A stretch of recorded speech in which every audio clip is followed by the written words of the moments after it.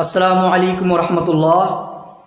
الحمد للہ رب العالمین والصلاة والسلام علی سید المرسلین، اما بعد اعوذ باللہ من الشیطان الرجیم، بسم اللہ الرحمن الرحیم۔ انا انزلناه فی لیلۃ القدر وما ادراک ما لیلۃ القدر، لیلۃ القدر خیر من الف شہر، تنزل الملائکۃ والروح فیہا بإذن ربہم من کل امر، سلام ہی حتی مطلع الفجر۔ محترم و معزز سامعین اور ناظرین، سب سے پہلے اس خداوند قدوس کی تعریف و توصیف، کبریائی بڑائی جو ہمارا خالق، ہمارا رازق، مشفق، مربی اور پالنہار ہے۔ اس کے بعد ہمارے آخری نبی تاجدر مدینہ احمد مجتبیٰ محمد مصطفیٰ صلی اللہ علیہ وسلم پر بے شمار درود و سلام نازل ہوں۔ پڑھیے اللہم صلی وسلم بارک علیہ۔ محترم حضرات اور میرے اسلامی ماؤں بہنوں، رمضان کے آخری عشرے کی بہت زیادہ فضیلت قرآن اور حدیث کے اندر وارد ہوئی ہیں۔ رمضان کے آخری عشرے کے اندر ہی اعتکاف آتا ہے، رمضان کے آخری عشرے کے اندر ہی قیام اللیل آتا ہے، اور یہی وجہ ہے کہ رمضان کے آخری عشرے کی بہت زیادہ فضیلت اور بہت زیادہ عظمت و عظیمت ہے۔ اللہ تبارک و تعالیٰ نے قرآن مجید کے اندر ارشاد فرمایا، انا انزلناه فی لیلۃ القدر، کہ ہم نے قرآن مجید کو نازل کیا لیلۃ القدر میں، ہم نے قرآن مجید کا نزول کیا شب قدر میں، قدر کی رات میں۔ اللہ فرماتا ہے وما ادراک ما لیلۃ القدر، تمہیں کیا معلوم، تم کیا جانو لیلۃ القدر کیا ہوتی ہے، تمہیں کیا معلوم کہ شب قدر کیا ہوتی ہے۔ لیلۃ القدر خیر من الف شہر، اللہ خود جواب دیتا ہے اس کی عظمت و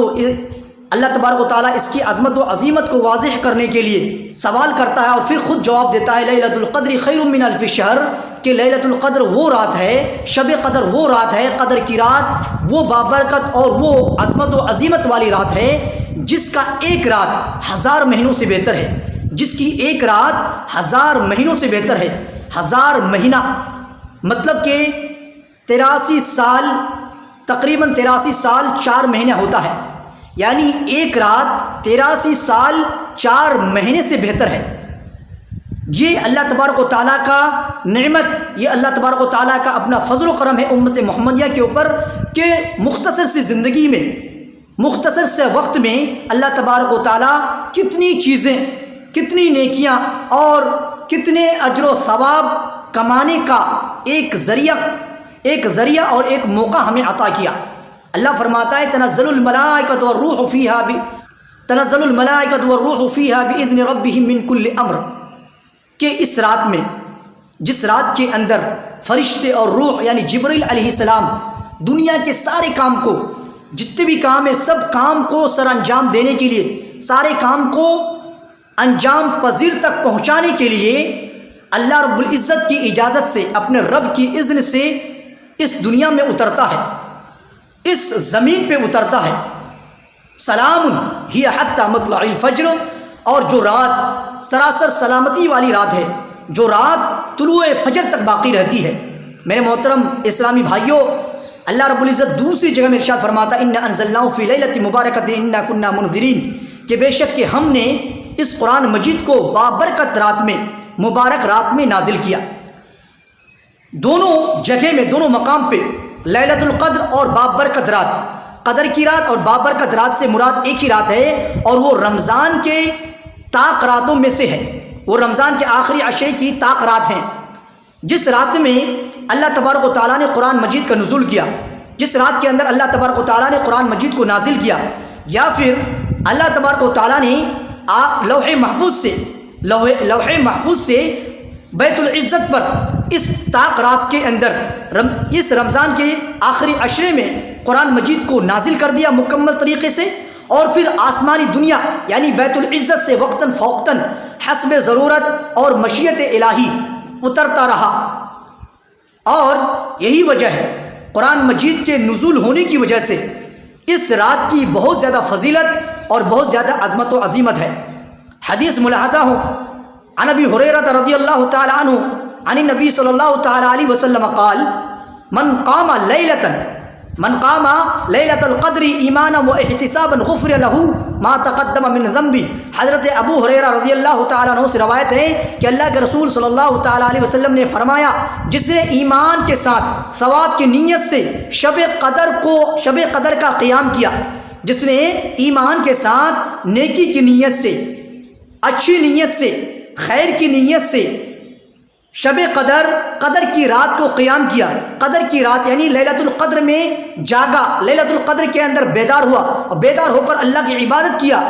تو اللہ کے نبی محمد صلی اللہ علیہ وسلم فرماتے ہیں کہ اس کے پچھلے تمام گناہ معاف کر دیے جاتے ہیں، اس کے گزشتہ تمام گناہ معاف کر دیے جاتے ہیں۔ اس حدیث کے اندر قیام سے مراد اپنی طاقت اور اپنی استطاعت کے مطابق بیدار رہ کر اللہ تبارک و تعالیٰ کی عبادت کی نوافل پڑھے جائیں اور توبہ و استغفار، دعا و مناجات زیادہ سے زیادہ کیا جائے، تاکہ شب قدر کی جو فضیلت ہے، شب قدر کی جو اہمیت ہے، جو ان کی عظمت و عظیمت ہے، وہ حاصل ہو جائے۔ اللہ کے رسول صلی اللہ علیہ وسلم دوسری حدیث کے اندر ارشاد فرماتا ہے، وعن ابن عمر رضی اللہ تعالی عنہما ان رجالا من اصحاب النبی صلی اللہ تعالی علیہ وسلم، عن ابن عمر رضی اللہ تعالی عنہما ان رجالا من اصحاب النبی صلی اللہ تعالی علیہ وسلم اروا لیلۃ القدر فی المنام فی السبع الاواخر، کہ حضرت ابن عمر رضی اللہ تعالی عنہما سے روایت ہے کہ اللہ کے رسول صلی اللہ علیہ وسلم کے کچھ ساتھیوں کو رمضان کے آخری 7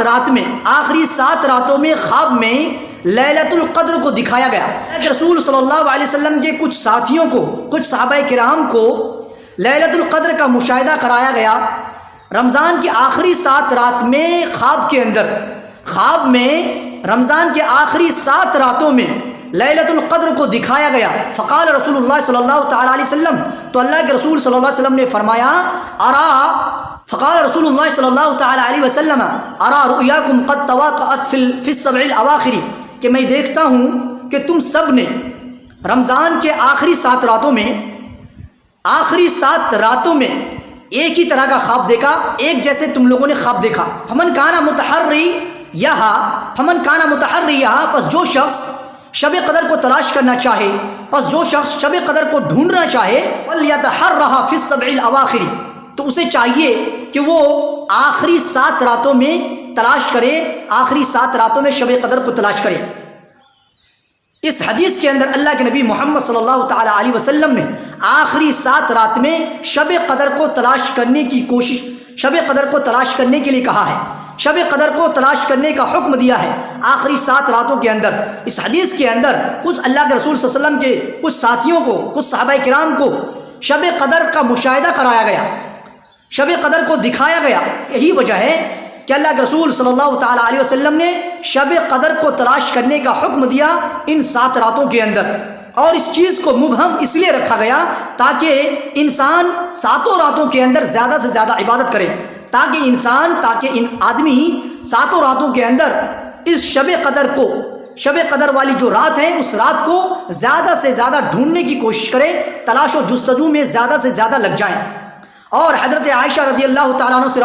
سے روایت ہے، وعن عائشہ رضی اللہ تعالیٰ عنہ قالت کان رسول اللہ صلی اللہ تعالیٰ علیہ وسلم یجاور فی العشر الاواخر من رمضان، کہ حضرت عائشہ رضی اللہ تعالیٰ عنہ سے روایت ہے کہ اللہ کے رسول صلی اللہ تعالیٰ علیہ وسلم رمضان کے آخری عشرے میں اعتکاف کیا کرتے تھے، رمضان کے آخری عشرے میں اعتکاف کیا کرتے تھے۔ ویقول، اور کہتے تھے، تحروا لیلۃ القدر فی السبع الاواخر من رمضان،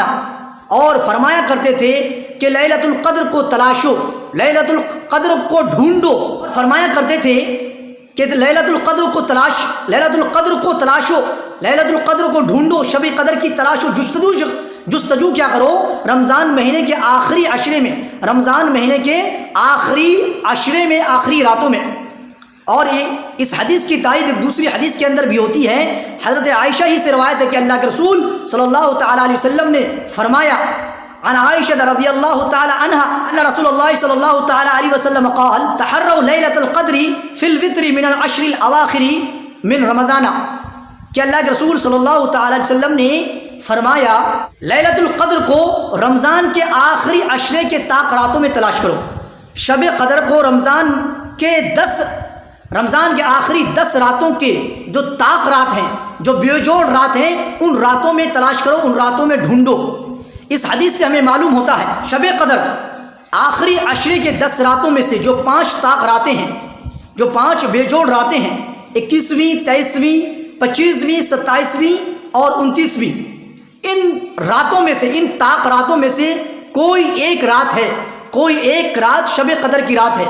جسے اللہ کے رسول صلی اللہ تعالیٰ علیہ وسلم نے ڈھونڈنے کے لیے کہا ہے، جسے اللہ کے رسول صلی اللہ تعالیٰ علیہ وسلم نے تلاش کرنے کے لیے کہا ہے۔ اس لیے ہمیں چاہیے، اور اس چیز کو مبہم، اس چیز کو پوشیدہ اس لیے رکھا گیا، اس چیز کو حکمتاً اس لیے نہیں بتلایا گیا تاکہ انسان زیادہ سے زیادہ عبادت کریں، تاکہ انسان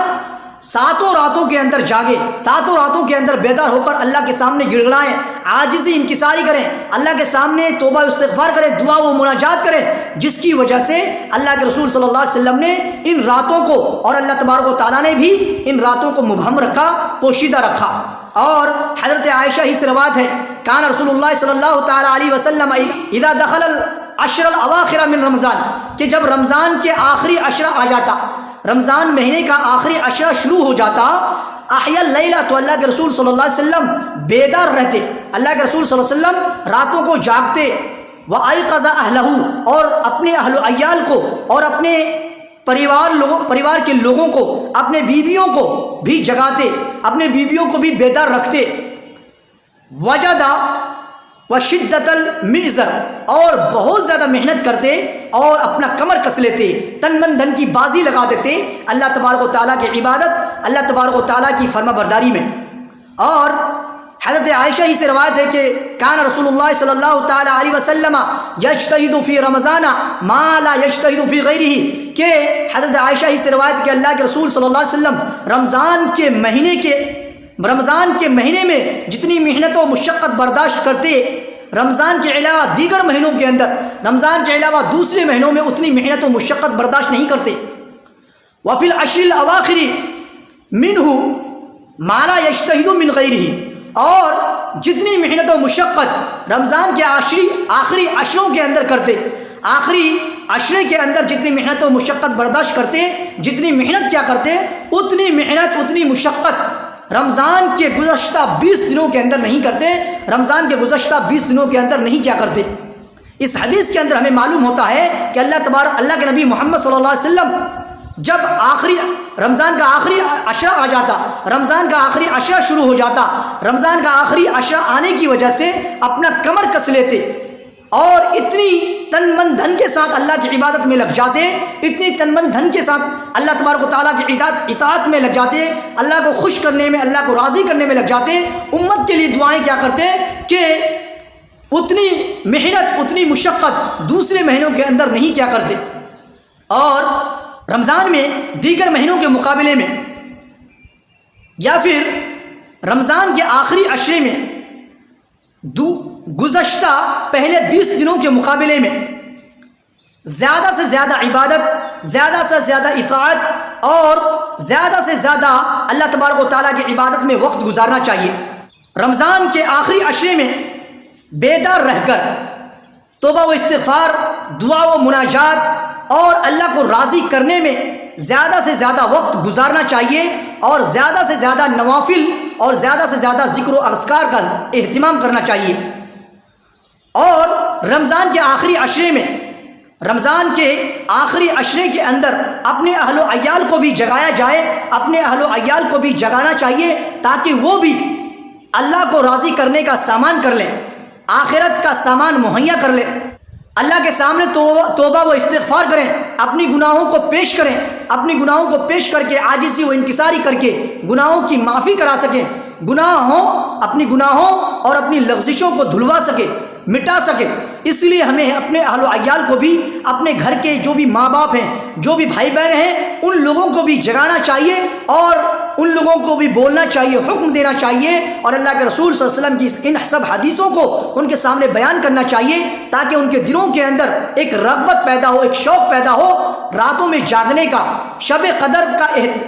قدر کی اہمیت اور شب قدر کی فضیلت کے بارے میں ان کو سامنے بیان کرنا چاہیے تاکہ ان کے دلوں میں ایک شوق پیدا ہو، ایک جذبہ پیدا ہو، اور وہ بھی شب قدر کی راتوں میں جاگے، شب قدر کی عزت و احترام کریں، شب قدر کی جو تعظیم ہے ان تعظیم کا خیال رکھیں۔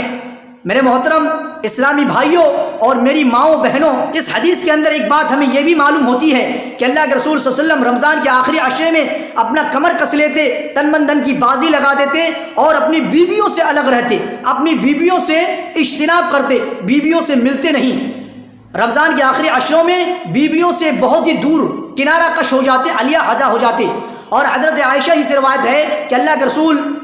حضرت عائشہ سے روایت ہے کہ میں نے کہا قلتو یا رسول اللہ، میں نے کہا یا اللہ کے رسول صلی اللہ علیہ وسلم، ارائیتا ان علمتو، کہ اگر مجھے معلوم ہو جائے، مجھے اس بات کا علم ہو جائے کہ ایو لیلۃ لیلۃ القدر، کہ کون سی رات قدر کی رات ہے، کون سی رات شب قدر کی رات ہے، ما اقول فیہا، تو میں اس میں کیا کہوں گا، میں اس میں کیا پڑھوں گا۔ قال، تو اللہ کے رسول صلی اللہ علیہ وسلم نے فرمایا قولی، تم یہ دعا پڑھو، اللہم انک عفو تحب العفو فاعف عنی، کہ اللہ تو معاف کرنے والا ہے، تحب العفو، تو معافی کو پسند کر فرماتا ہے، فاعف عنی، اس لیے اے میرے رب تو مجھے معاف کر دے، تم مجھے میری گناہوں کو بخش دے، میرے کو معاف کر دے۔ شب قدر اور لیلۃ القدر کی جو رات ہیں، اس رات کے بارے میں، اس رات کی کچھ بھی علامات، کچھ بھی نشانیاں احادیث کے اندر موجود نہیں ہیں۔ اللہ کے نبی صلی اللہ علیہ وسلم نے ان راتوں کی کچھ بھی نشانات، کچھ بھی علامات ہمیں نہیں بتلایا ہے، لیکن ہمارے سلف نے اپنے تجربات اور مشاہدات کی وجہ سے کچھ علامات ہمیں بتلایا ہے، کچھ علامات سے ہمیں آگاہ کیا ہے کہ شب قدر کی رات فرشتوں کے نزول ہونے کی وجہ سے،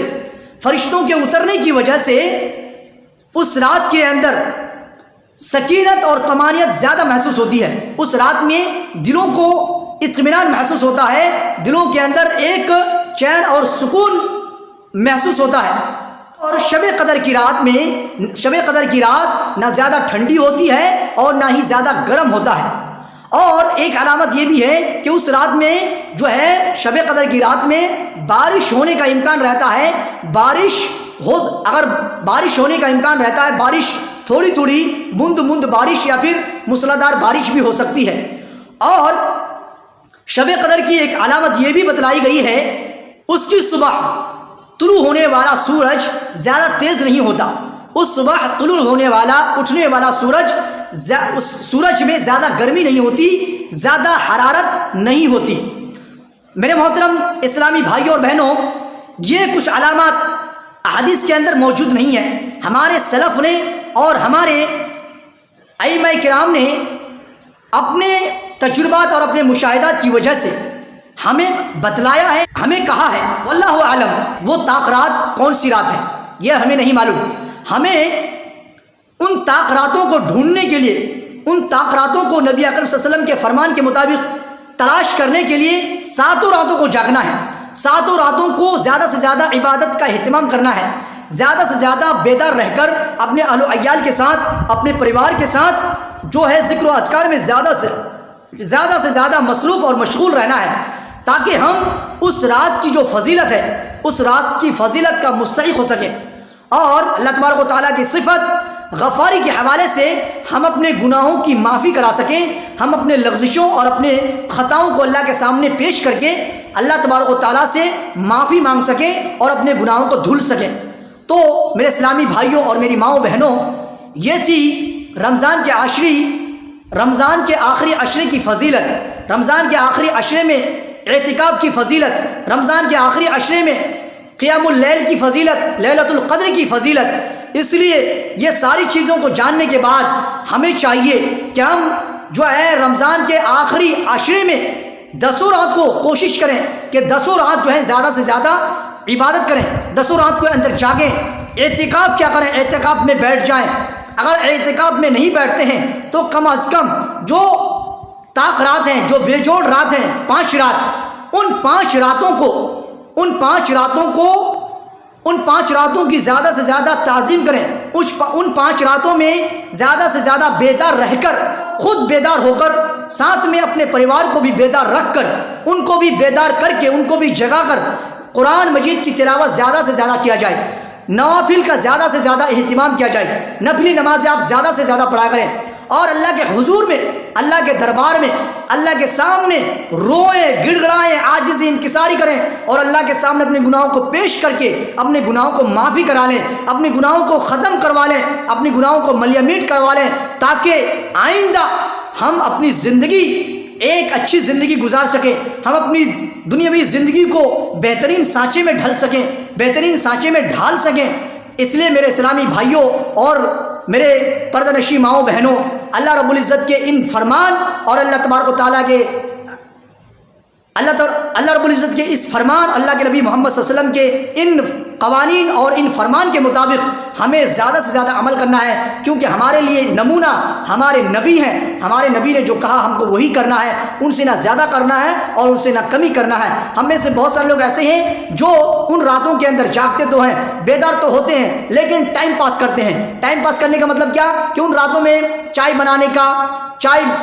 کا جو ہے مشغلہ رکھتا ہے، یا پھر کچھ کھانے پینے کا مشغلہ رکھتا ہے، اور جو ہے اپنے حساب سے اپنے گاؤں محلے اور ریتی رواج کے انوسار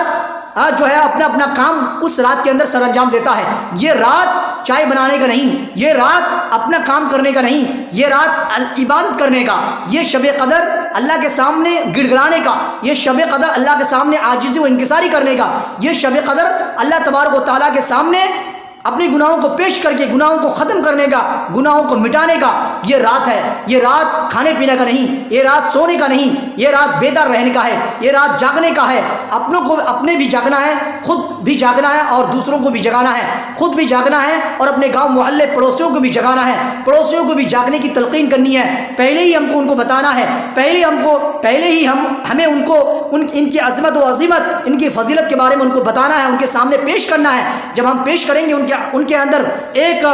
جذبہ پیدا ہوگا، ایک شوق پیدا ہوگا، اور وہ بھی دل کے اندر نیت کرے گا، وہ بھی دلوں کے اندر ایک ارادہ بنائے گا کہ ہم بھی جاگیں گے، اور ہم بھی جاگ کر جو ہے اس رات کی فضیلت اور اس رات کا جو بھی اہمیت کا، اس رات کا جو بھی عظمت و عظیمت ہے، ان فضیلت اور اس عظمت و عظیمت کا ہم بھی مستحق ہوں گے۔ تو میرے محترم بھائیوں، آج میں یہیں پہ اپنا بیان اور اپنی تقریر ختم کرتا ہوں۔ وما علینا الا البلاغ۔ اللہ رب العزت سے دعا ہے اے الہ العالمین تو ہمیں شب قدر کی فضیلت کو زیادہ سے زیادہ جاننے کی توفیق عطا فرما، اور یا اللہ تو آخری عشرے میں ہمیں زیادہ سے زیادہ عبادات اور زیادہ سے زیادہ ذکر و اذکار میں مصروف و مشغول رہنے کی توفیق عطا فرما۔ یا الہ العالمین تو ہماری گناہوں کو معاف فرما۔ یا اللہ تو ہم تمام مسلمان بھائی بہنوں کی حفاظت فرما، تو ہمارے تمام مسلمان بھائی بہنوں کو شب قدر کے اندر جاگ کر بیدار رہ کر تیرے سامنے اپنی گناہوں کو پیش کر کے معافی طلب کرنے کی توفیق عطا فرما۔ وآخر دعوانا ان الحمد للہ رب العالمین۔ السلام علیکم ورحمۃ اللہ۔